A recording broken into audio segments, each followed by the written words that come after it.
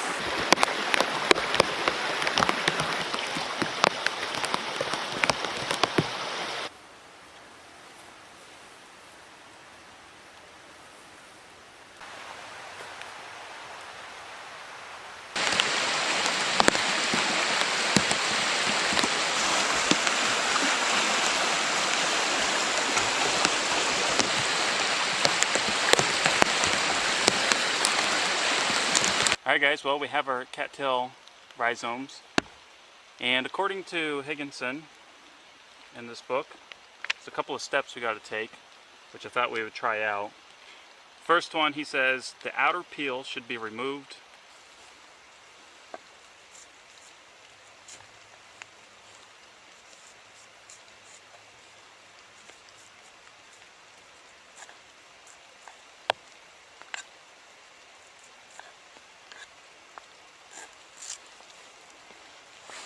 Alright, done. These cores can be eaten raw. Let's try the very core now, see what that tastes like.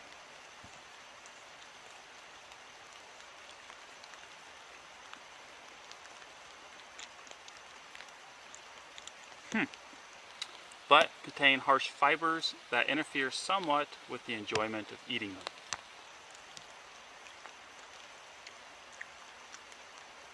That's really bizarre. It doesn't taste bad.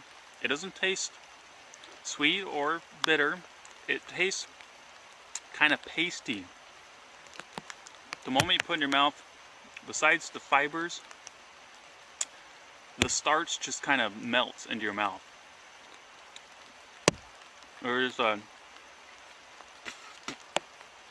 high starch concentration in this.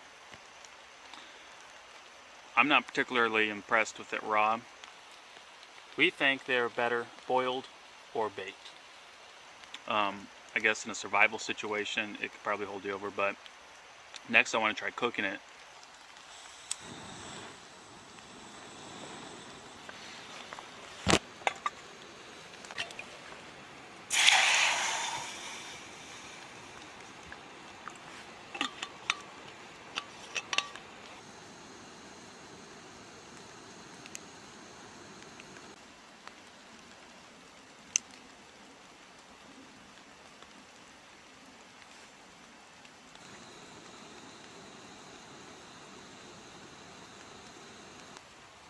Well, I don't know how to put it, but you can see by the bubbles just how much starch is in there. I mean, that's quite a bit just from a root. It's kind of like when you're cooking pasta and it boils over, and just touching it, it's really slimy, just like the bubbles in pasta water. The aroma is really good. The aroma smells like mashed potatoes. When you're boiling the potatoes, that's what the aroma smells like. Really appetizing. The real question is how it's going to taste. That's going to be the deciding factor, I think. But if it tastes anything like it smells, right now it's smelling pretty good. A little bit of olive oil, some salt, maybe pepper. We'll find out. Speaking of seasonings, that's right. So I wanted to share with you guys. Nate, if you're watching this, Nate the Otter Outdoorsman, I think that's right, I'm sorry if I'm wrong. My wife went and surprised me with this little spice kit from Townsend. They got a great 18th century history channel, and it's living history, so he shows all the cool things behind that. Yeah, why don't we see how the cattail root's doing.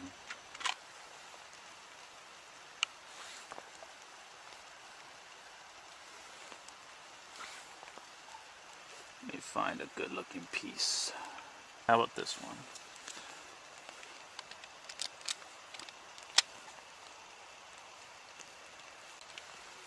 A little bit of salt.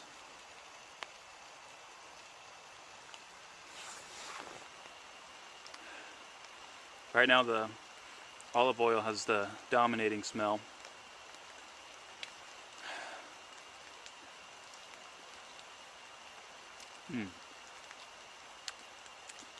Still very fibrous, but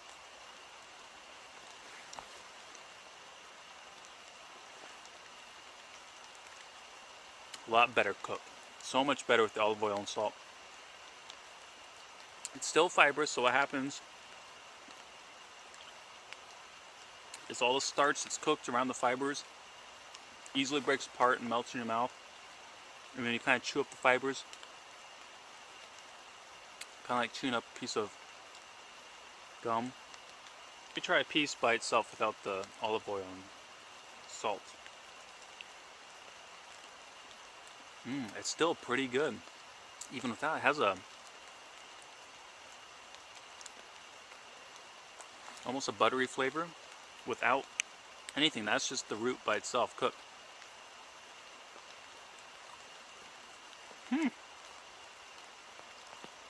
That's surprisingly really good. That's something that I could actually eat all on its own, just boiled, and enjoy it. The flavor of the starch is reminiscent of carrot. Carrot and probably a little bit of potato and maybe something else. The fiber is annoying. It'd be nice if it had the consistency or texture as like a mashed potato. And that's how it would be if it didn't have all the fiber. This is the new growth, the shoot. A little more grassy-like flavor. Kind of seaweedy without the salt. I don't know if I care for it boiled. I like them fresh. Last but not least, they say in the book that there's a considerable amount of starch that kind of leaches out into the water when you boil it. And if you boil enough, it actually leaves sediment on the bottom, which you can strain off the water and dry out that sediment, and it becomes like a flour, a starchy rich flour for whatever you want to cook. I'm curious what it tastes like, if anything.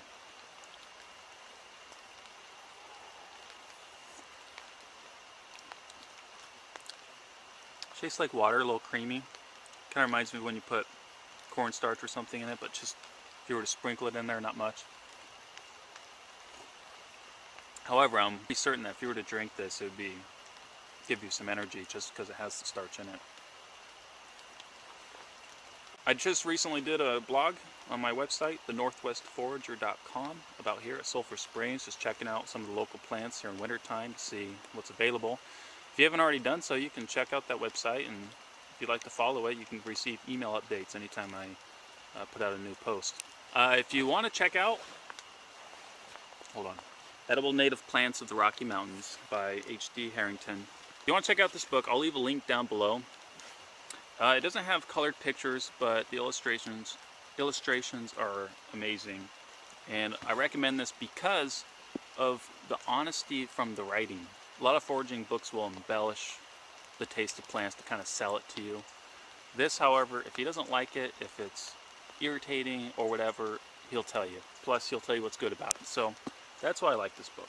It's a good read. I think that pretty much covers it. I'm glad you stuck around up to this point. If you did, appreciate it if you'd give this video a thumbs up. If this is your first time visiting this channel, please hit the subscribe button.